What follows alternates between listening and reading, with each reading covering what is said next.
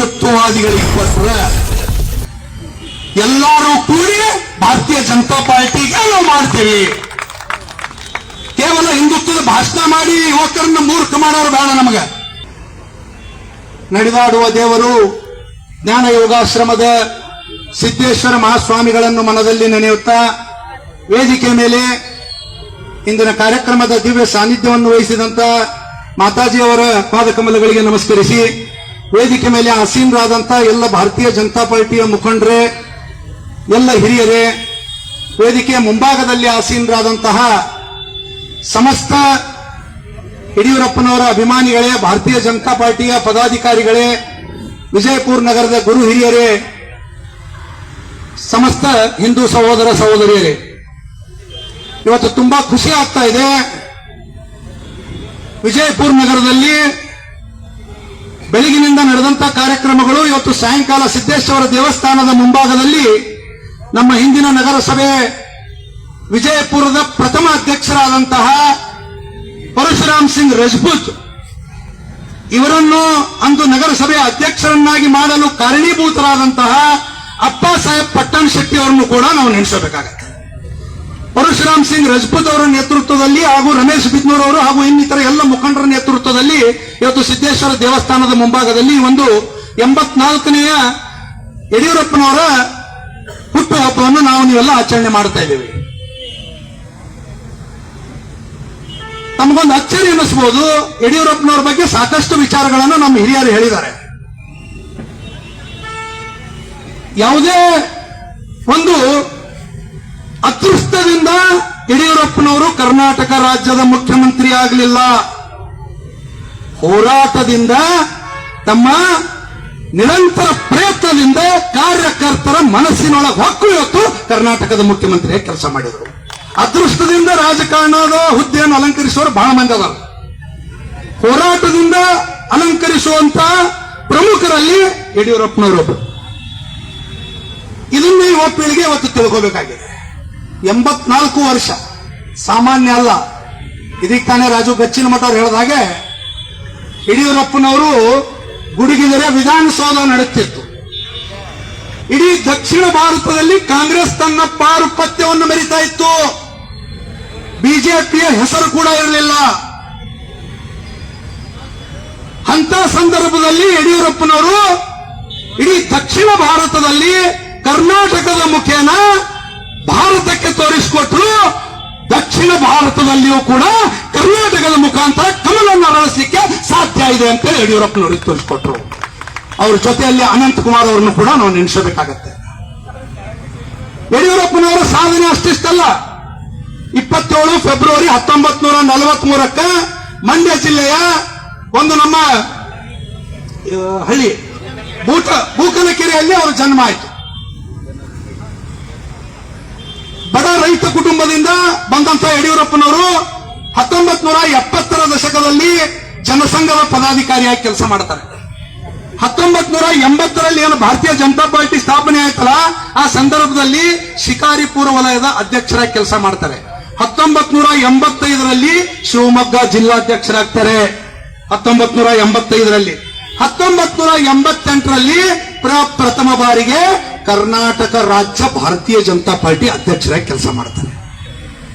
ಅದಕ್ಕಲ್ಲೇ ಹೇಳಿದೆ ನಾನು, ಅದೃಷ್ಟದಿಂದ ಆದಂತ ಮುಖ್ಯಮಂತ್ರಿ ಯಡಿಯೂರಪ್ಪನವರಲ್ಲ, ಹೋರಾಟದಿಂದ ಆದಂತವರು ಯಡಿಯೂರಪ್ಪನವರು ಅಂತ.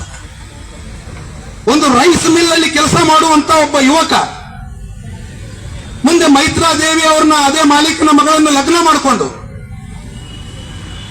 ಮುಂದೆ ಇಡೀ ರಾಜ್ಯಾದ್ಯಂತ ಸೈಕಲ್ ಸುತ್ತಿ ಪಾರ್ಟಿ ಕಟ್ಟಿದ್ದವ್ರು ಯಾರಾದ್ರೂ ಇದ್ರೆ ಅದರಲ್ಲಿ ಪ್ರಮುಖವಾಗಿ ಯಡಿಯೂರಪ್ಪನವರು ಬರ್ತಾರೆ. ಇದನ್ನು ಯುವ ಪೀಳಿಗೆ ಅರ್ಥ ಮಾಡ್ಕೋಬೇಕಾಗಿದೆ. ರಾಜ್ಯದಲ್ಲಿ 4 ಬಾರಿ ಮುಖ್ಯಮಂತ್ರಿ ಆದ್ರು ಯಡಿಯೂರಪ್ಪನವರು. ಅಲ್ಪಾವಧಿ ಮುಖ್ಯಮಂತ್ರಿ ಆದ್ರು 1 ಬಾರಿ 7 ದಿನ ಮಾತ್ರ ಆದ್ರು. ಕುಮಾರಸ್ವಾಮಿ ಅವರು ಇದ್ದಂತ ಸಂದರ್ಭದಲ್ಲಿ 2020 ಏನಿವತ್ತು ಒಪ್ಪಂದ ಆಗಿತ್ತು, 20 ತಿಂಗಳಾದ ತಕ್ಷಣ ಅವಾಗ ಕುಮಾರಸ್ವಾಮಿ ಅವರು ಕೊಡಬೇಕಾಗಿತ್ತು, ಅಧಿಕಾರ ಬಿಟ್ಟುಕೊಳ್ಳಿಲ್ಲ. ಮುಂದೆ ಸಂಪೂರ್ಣ ಒಂದು ಬಹುಮತ ತಗೊಂಡು ಯಡಿಯೂರಪ್ಪನವರು ಮತ್ತೆ ಮುಖ್ಯಮಂತ್ರಿ ಆದರು 2008ರಲ್ಲಿ. ಆದಂತ ಸಂದರ್ಭದಲ್ಲಿ ಅವರು ಕೊಟ್ಟಂತ ಯೋಜನೆಗಳು ಅಷ್ಟಿಷ್ಟಲ್ಲ. ಇವತ್ತು ಯಡಿಯೂರಪ್ಪನವರು, ಅನಂತಕುಮಾರ್ ಅವರು ಏನಾದ್ರೂ ಇವತ್ತು ಹಗಲಿರಲು ಶ್ರಮಿಸಿ ಪಕ್ಷವನ್ನು ಕಟ್ಟದೆ ಹೋದ್ರೆ ದಕ್ಷಿಣ ಭಾರತದಲ್ಲಿ ಬಿಜೆಪಿಯ ಹೆಬ್ಬಾಗಲು ತೆರೀತಾ ಇರಲಿಲ್ಲ. ಇದನ್ನು ಮನಗಂಡ ಇವತ್ತು ರಾಷ್ಟ್ರೀಯ ನಾಯಕರು ಇವತ್ತು ಅವ್ರನ್ನ ಸಂಸದೀಯ ಮಂಡಳಿಯೊಳಗೆ ತಗೊಂಡಿದ್ದಾರೆ. ಇದನ್ನ ಅರ್ಥ ಮಾಡ್ಕೋಬೇಕಾಗಿದೆ. ಇವತ್ತಿನ ಹಿಂದೂ ಸಮಾಜ ಏನು ಕಾಂಗ್ರೆಸ್ ತನ್ನ ಪಾರುಪತ್ಯವನ್ನು ಮೆರಿತಾ ಇತ್ತು ದಕ್ಷಿಣ ಭಾರತದಲ್ಲಿ, ಅದರ ನಾಮ ಅವ್ರ ನಿಶಾನನ್ನು ಮಿಟಾಯಿಸಿದಂತ ಮೊದಲ ರೈತ ನಾಯಕ ಸನ್ಮಾನ್ಯ ಯಡಿಯೂರಪ್ಪನವರು. ಇಷ್ಟೊಂದು ಗಾಬರಿ ಇತ್ತು ಅಂದ್ರೆ ಬಗರ್ ಹುಕುಂ ಚಳವಳಿಯ ಬಗ್ಗೆ ಹೋರಾಟ ಮಾಡ್ತಾರೆ. ತಾವೆಲ್ಲ ನೋಡ್ತಾ ಇದ್ರಿ ವಿಡಿಯೋದಲ್ಲಿ. ವಿಜಯಪುರಕ್ಕೆ ಅನೇಕ ಬಾರಿ ಬಂದಂತ ಸಂದರ್ಭದಲ್ಲಿ ಅಂದು Mahendra doctor Kolli sir, Kalmath sir, Raju Gachchinamath ಅವರು, ಶಿವಾನಂದ ಮಾನಕರ್, ಚಂದ್ರಶೇಖರ್ ಕೌಟಗಿ ಅವರೇ ನಮ್ಮ ಇಲ್ಲಿದ್ದಂತ ಆಮೇಲೆ ಬಂದಂತ ಅನೇಕ ಮುಖಂಡರು, ರಮೇಶ್ ಬಿದ್ನೂರ್, ಉಮೇಶ್ ವಂದಾಲ್, ಪರಶುರಾಮ್ ಸಿಂಗ್ ರಜಪೂತ್, ಸಾಕಷ್ಟು ಯುವಕರ ಹೆಸರನ್ನು ನಾನು ಹೇಳಬಲ್ಲೆ. ಇದು ಒಮ್ಮಿಂದೊಮ್ಮೆ ಅಚಾನಕಿ ಬಂದಂತ ಪೋಸ್ಟ್ ಅಲ್ಲ. ಯಡಿಯೂರಪ್ಪನವರು ಇಡೀ ರಾಜ್ಯ ತುಂಬಾ ಕಾಲಿಗೆ ಚಕ್ರ ಕಟ್ಟಿಕೊಂಡು ಓಡಾಡಿದ್ದ ಪರಿಣಾಮ ಭಾರತೀಯ ಜನತಾ ಪಾರ್ಟಿ ಕರ್ನಾಟಕದಲ್ಲಿ ಅಧಿಕಾರಕ್ಕೆ ಬರಲಿಕ್ಕೆ ಸಾಧ್ಯ ಆಯಿತು. ಇದನ್ನು ಅರ್ಥ ಮಾಡ್ಕೋಬೇಕಾಗಿದೆ. ಅಂತ ಯಡಿಯೂರಪ್ಪನವರ ಕುರಿತಾಗಿ ಕೆಲವರು ಏನೋ ಟೀಕೆ ಟಿಪ್ಪಣಿಗಳನ್ನು ಮಾಡಬಹುದು. ಯಾರು ಮಾಡ್ತಾರೆ? ಸ್ವಾರ್ಥಿಗಳು ಮಾಡ್ತಾರೆ, ನಿಸ್ವಾರ್ಥಿಗಳು ಮಾಡ್ಲಿಕ್ಕೆ ಸಾಧ್ಯ ಇಲ್ಲ. ಅವರ ಹಿರಿತನ ನೋಡಿ ಆದ್ರೂ ಅವರಿಗೆ ನಾವು ಗೌರವ ಕೊಡಬೇಕು. ಅಂತ ಒಬ್ಬ ನಿಸ್ವಾರ್ಥ ವಯೋವೃದ್ಧನಿಗೆ ಇವತ್ತು ನಾವು ಟೀಕೆ ಮಾಡೋದಂದ್ರೆ ನಮ್ಮ ತಂದೆಗೆ ಟೀಕೆ ಮಾಡ್ದಂಗೆ, ನಮ್ಮ ತಾಯಿಗೆ ಟೀಕೆ ಮಾಡ್ದಂಗೆ. ಇದ್ರ ಅರಿವು ಇರಬೇಕು. ಇಡೀ ವಿಜಯಪುರ ಜಿಲ್ಲೆಯಲ್ಲಿ ಇವತ್ತು ಅವರಿಂದ ಬೆಳೆದಂತ ರಾಜಕಾರಣಿಗಳು ಎಷ್ಟು? ನಾನು ಹೇಳ್ತೀನಿ, 1983ರಿಂದ ಭಾರತೀಯ ಜನತಾ ಪಾರ್ಟಿ ಚುನಾವಣೆಯನ್ನು ಅನೇಕ ಪ್ರಮುಖರು ನಾವು ಮಾಡ್ತಾ ಇದ್ದೇವೆ. ಪ್ರಥಮ ಬಾರಿ ವಿಜಯಪುರದಲ್ಲಿ ಭಾರತೀಯ ಜನತಾ ಪಾರ್ಟಿ ತನ್ನ ಅಕೌಂಟ್ ತೆಗೆದಿದ್ದು 1983ರಲ್ಲಿ. 10 ವರ್ಷದ ನಂತರ ಮುಂದೆ 1994ರಲ್ಲಿ, ಮುಂದೆ 1999ರಲ್ಲಿ ಭಾರತೀಯ ಜನತಾ ಪಾರ್ಟಿ 3,500 ಮತಗಳಿಂದ ಸೋತರು ಅಪ್ಪು ಪಟ್ಟಣ್ ಶೆಟ್ಟಿ ಅವರು. ಮುಂದೆ 2004ರಲ್ಲಿ ಮತ್ತೆ ಆರಿಸಿ ಬಂದ್ರು. 70,003 ಮತಗಳನ್ನು ತಗೊಂಡು ಅತಿ ಹೆಚ್ಚು ಲೀಡ್ಗಳಿಂದ 30,000 ಲೀಡ್ಗಳಿಂದ 2004ರಲ್ಲಿ ಆರಿಸಿ ಬಂದ್ರು. ಬರ್ರಿ ಉಮೇಶ್ ಅವರ, ಬರ್ರಿ ಉಮೇಶ್, ಮೇಲೆ ಬರ್ರಿ ಉಮೇಶ್ ಅಂತ ಬರ್ರಿ. ಸಾಕಷ್ಟು ಇತಿಹಾಸ ಇದೆ. ಯಡಿಯೂರಪ್ಪನವರು ಒಮ್ಮಿಂದೊಮ್ಮೆ ಪುರಸಭೆ ಆಯ್ಕೆಯಾಗಿ ಒಮ್ಮಿಂದೊಮ್ಮೆ ಮುಖ್ಯಮಂತ್ರಿ ಕುರ್ಚಿಗೆ ಇರಲಿಲ್ಲ. 8 ಬಾರಿ ಶಾಸಕರಾಗಿ ಆಯ್ಕೆ ಆದ್ರು, 1 ಬಾರಿ ಸಂಸದರಾಗಿ ಆಯ್ಕೆ ಆದ್ರು. ಮೊದಲು ಯಡಿಯೂರಪ್ಪನವರು ಶಾಸಕ ಆಗಿದ್ದು 1983ರಲ್ಲಿ. 1 ಬಾರಿ ಸೋತರು ಅವರು. ಎಲ್ಲಿ? ಮಂಡ್ಯ, ಎಲ್ಲಿ? ಶಿಕಾರಿಪುರಕ್ಕೆ ಹೋಗಿ 8 ಬಾರಿ MLA ಆಗ್ತಾರೆ, 1 ಬಾರಿ ಸಂಸದರಾಗ್ತಾರೆ. ಇದು ಜನ ಮೆಚ್ಚಿದಂತ ನಾಯಕ ಅನ್ನೋದು ಅವರ ಗೆಲುವು ತೋರಿಸಿಕೊಡ್ತಾ ಇದೆ. ಇದನ್ನು ಅರ್ಥ ಮಾಡುವಂತ, ಇದನ್ನು ತಿಳ್ಕೊಳ್ಳುವಂತ, ತಿಳಿಸಿಕೊಡುವಂತ ಕೆಲಸ ಇಂದಿನ ಯುವ ಪೀಳಿಗೆ ಮಾಡಬೇಕಾಗಿದೆ. ಇವತ್ತು ಏನಾದ್ರೂ ಕರ್ನಾಟಕದಲ್ಲಿ ಯಡಿಯೂರಪ್ಪನವರು, ಅನಂತಕುಮಾರ್ ಅವರು ಒಂದು ದಿಟ್ಟ ನಿರ್ಣಯವನ್ನು ಕೈಗೊಂಡು ಪಾರ್ಟಿಯನ್ನು ಇಷ್ಟೊಂದು ಬಲಿಷ್ಠ ಮಾಡದೆ ಹೋಗಿದ್ರೆ ದಕ್ಷಿಣ ಭಾರತದಲ್ಲಿ ಇಲ್ಲಿವರೆಗೆ ಬಿಜೆಪಿ ತನ್ನ ಖಾತೆ ತರಲಿಕ್ಕೆ ಸಾಧ್ಯ ಇರಲಿಲ್ಲ. ಇದನ್ನು ಘಂಟಾಘೋಷವಾಗಿ ನಾವು ಹೇಳಬಹುದು. ಇವತ್ತು ವಿಜಯಪುರದಲ್ಲಿ ಕೂಡ ಅನೇಕ ಇಲ್ಲಿದ್ದಂತ ಎಲ್ಲ ಮುಖಂಡರಿದ್ದೀರಿ ನೀವು. ಉಮೇಶ್ ವಂದಾಲ್ ಅವ್ರ ಮೇಲೆ ಬರಬೇಕು. ಇವತ್ತು ಎಲ್ಲರೂ ಕೂಡ ಇವತ್ತು ಭಾರತೀಯ ಜನತಾ ಪಾರ್ಟಿಯನ್ನು ತರಲಿಕ್ಕೆ ಇಲ್ಲಿದ್ದಂತ ಎಲ್ಲಾ ಕಾರ್ಯಕರ್ತರದು ವಿಜಯಪುರ ಜನತೆ ಪಾತ್ರ ಬಹಳ ದೊಡ್ಡದಿದೆ. ನಮಗೆ ವ್ಯಕ್ತಿ ದೊಡ್ಡದಲ್ಲ, ನಮಗೆ ವ್ಯಕ್ತಿಗಿಂತ ಪಕ್ಷ ದೊಡ್ಡದು, ಪಕ್ಷದಕ್ಕಿಂತ ನಮ್ಮ ಹಿಂದೂ ಧರ್ಮ ದೊಡ್ಡದು, ಹಿಂದೂ ಧರ್ಮದಕ್ಕಿಂತ ದೇಶ ದೊಡ್ಡದು ಅನ್ನೋದು ನಮ್ಮ ಬಿಜೆಪಿಯ ಪ್ರತಿಯೊಬ್ಬ ಕಾರ್ಯಕರ್ತನ ಒಂದು ಮನದಾಳದ ಮಾತಾಗಿದೆ. ಅದಕ್ಕೆ ವ್ಯಕ್ತಿಯ ಹಿಂದೆ ಹೋಗುವಂತ ಒಂದು ಚಾಳಿಯನ್ನು ಯುವ ಪೀಳಿಗೆ ಬಿಡಬೇಕಾಗಿದೆ. ನಮ್ಮ ಗುರುವಿನ ಸ್ಥಾನದಲ್ಲಿ ಯಾವಾಗಲೂ ಭಗವಾನ್ ಇರಬೇಕು, ಹೊರತಾಗಿ ವ್ಯಕ್ತಿ ಇರಬಾರದು. ವ್ಯಕ್ತಿ ಪೂಜೆ ನಿಂದಿಸಿದಾಗ ಮಾತ್ರ ಇವತ್ತು ಭಾರತೀಯ ಜನತಾ ಪಾರ್ಟಿ ಅಧಿಕಾರ ನಡೆಸಿ ಭಾರತ ವಿಶ್ವಗುರುವಿನ ಸ್ಥಾನದಲ್ಲಿ ಕೊಡ್ಲಿಕ್ಕೆ ಸಾಧ್ಯ ಇದೆ. ನಮ್ಮ ದೇಶದ ಪ್ರಧಾನಿ ಹೇಳ್ತಾರ್ರಿ, ಪ್ರಧಾನಮಂತ್ರಿ ಹೂ ಅಂತಂದು ಹೇಳಂಗಿಲ್ಲ ಅವರು, ಮೈ ಏಕ್ ಪ್ರಧಾನ ಸೇವಕ್ ಹೂ ಅಂತ ಹೇಳ್ತಾರೆ. ಒಂದು ಊರಿನ ಶಾಸಕ ಸೇವಕನ್ನು ಮಾತೇ ಬರಂಗಿಲ್ಲ. ನೀವು ನನ್ನ ಸೇವಕರು, ನಾನು ನಿಮ್ಮ ಮಾಲಕನ್ನು ಪಾಳಿ ಬಂದದ. ಇದರಿಂದ ಹೋಗಿ ಬರಬೇಕಾಗಿಲ್ಲ. ದೇಶದ ಪ್ರಧಾನಿ ಇವತ್ತು ನಮಗ ಮಾದರಿ ಆಗಬೇಕು. ದೇಶದ ಪ್ರಧಾನಿ ಘಂಟಾಘೋಷವಾಗಿ ಹೇಳ್ತಾರೆ, ಮೈ ಏಕ್ ಪ್ರಧಾನ ಸೇವಕ್ ಹೂ. ಒಂದ್ಸಲ ನರೇಂದ್ರ ಮೋದಿ ಅವರ ಪಾರ್ಟಿಯಲ್ಲಿರುವಂತಹ ನಾವು ಕಾರ್ಯಕರ್ತರು ಹೆಮ್ಮೆ ಪಡಬೇಕು. ಇವತ್ತು ಯಡಿಯೂರಪ್ಪನವರ ಈ ಒಂದು ಹುಟ್ಟುಹಬ್ಬದ ಸಂದರ್ಭದಲ್ಲಿ ನರೇಂದ್ರ ಮೋದಿ ಅವರು ಯಡಿಯೂರಪ್ಪನವರ ಬಗ್ಗೆ ಆಡಿದಂತ ಮಾತುಗಳನ್ನು ಕೂಡ ನಾನು ಹೇಳಲಿಕ್ಕೆ ಇಚ್ಛೆ ಪಡ್ತೀನಿ. ಯಡಿಯೂರಪ್ಪನವರ ಒಂದು 2 ವರ್ಷದ ಹಿಂದೆ ಹುಟ್ಟುಹಬ್ಬ ಆಚರಣೆ ಮಾಡುವಂತಹ ಸಂದರ್ಭದಲ್ಲಿ ನರೇಂದ್ರ ಮೋದಿ ಅವರ ಒಂದು ವೇದಿಕೆ ಮೇಲೆ ಹೇಳ್ತಾರೆ, मैंने कभी सपने में भी नहीं सोचा था प्रत्येक कृषि बजट भी होता है.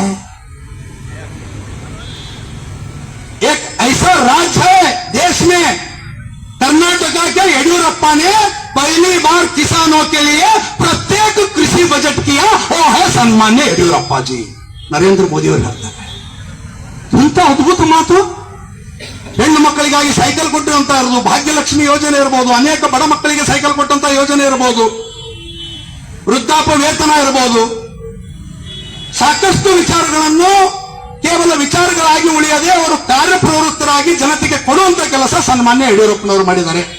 ಅಂತ ಒಂದು ಪಾರ್ಟಿಯಲ್ಲಿ ನಾವಿವತ್ತು, ನಾನು ಹೇಳಿದೆ ಮೊನ್ನೆ ಒಂದು ಸಭೆಯಲ್ಲಿ, ಭಾರತೀಯ ಜನತಾ ಪಾರ್ಟಿ ಇವತ್ತಿಲ್ಲಿದ್ದಂತ ನಾಯಕರು ಎಲ್ಲ ವಿಜಯಪುರದಲ್ಲಿರುವಂತಹ ಕೆಲವೊಂದು ಸಣ್ಣ ಪುಟ್ಟ ಭಿನ್ನಾಭಿಪ್ರಾಯಗಳನ್ನು ಮರೆತು ಬರುವಂತ ದಿನಗಳಲ್ಲಿ ಯಾರಿಗೇ ಭಾರತೀಯ ಜನತಾ ಪಾರ್ಟಿ ಟಿಕೆಟ್ ಕೊಳ್ಳಿ, ಅಸಲಿ ಹಿಂದುತ್ವವಾದಿಗಳಿಗೆ ಕೊಟ್ರೆ ಎಲ್ಲರೂ ಕೂಡಿ ಭಾರತೀಯ ಜನತಾ ಪಾರ್ಟಿಗೆ ನಾವು ಮಾಡ್ತೀವಿ. ಕೇವಲ ಹಿಂದುತ್ವದ ಭಾಷಣ ಮಾಡಿ ಯುವಕರನ್ನ ಮೂರ್ಖ ಮಾಡೋರು ಬೇಡ ನಮಗೆ. ವಿಜಯಪುರದಲ್ಲಿ ಆದಂತ 2014ರ ಘಟನೆ ಏನಾಯ್ತು? ಯಾರೋ ತಮ್ಮ ವೈಯಕ್ತಿಕ ಲಾಭಕ್ಕಾಗಿ 75 ಹಿಂದೂ ಯುವಕರ ಮೇಲೆ ಕೇಸ್ ಬಿದ್ದು, ಇಲ್ಲಿದ್ದಂತ ಅನೇಕ ಯುವಕರು ಇಲ್ಲಿ ನಾವು ಇದ್ದೇವೆ, 75 ಯುವಕರ ಮೇಲೆ ಕೇಸ್ ಬಿದ್ದು. ಆ 75 ಯುವಕರು ಎಲ್ಲದಾರ್ರಿ? 75 ಯುವಕರು ಎಲ್ಲಿ ಹೋದ್ರಿ? ಇವತ್ತು ನಮ್ಮ ಬಾಜರ್ನಾಗಿರುವಂತ ಅನೇಕ ವ್ಯಾಪಾರಸ್ಥರ ಅಂಗಡಿ ಸುಟ್ರು, ಅಂಗಡಿ ಮೇಲೆ ಕಲ್ಲು ಹೋಗಿದ್ರು, ಅನೇಕ ಬೈಕ್ಗಳನ್ನು ಸುಟ್ರು.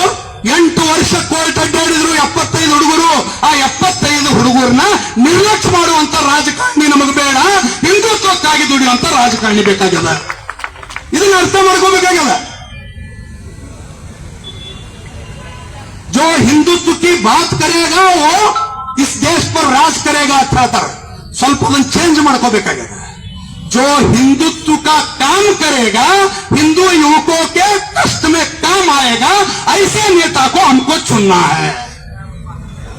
ಹಿಂದೂ ಕಾರ್ಯಕರ್ತರು ಕಷ್ಟದಾಗಿದ್ದಾಗ ಫೋನೇ ಎತ್ತಲಾರ್ದಂತ ರಾಜಕಾರಣಿ ತಗೊಂಡು ಏನ್ ಮಾಡೋದು? ಅದರ ಸಂಬಂಧ ಇವತ್ತು ಅರ್ಥ ಮಾಡ್ಕೋಬೇಕಾಗಿದೆ. ಯಡಿಯೂರಪ್ಪನವರು ನಮ್ಮ ನಾಯಕರಿದ್ರು, ಹಿಂದೆನೂ ಇದ್ರು, ಈಗೂ ಅದರ ಮುಂದೆನೂ ಇರ್ತಾರೆ.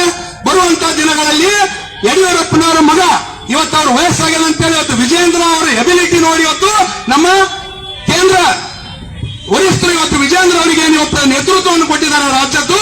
ಅವರ ನೇತೃತ್ವದಲ್ಲಿ 2028ರ ಚುನಾವಣೆಯನ್ನು ಸಮಸ್ತ ಹಿಂದೂ ಯುವಕರು ಇವತ್ತು ಎದುರಿಸಲಿಕ್ಕೆ ತಯಾರಾಗಬೇಕಾಗಿದೆ.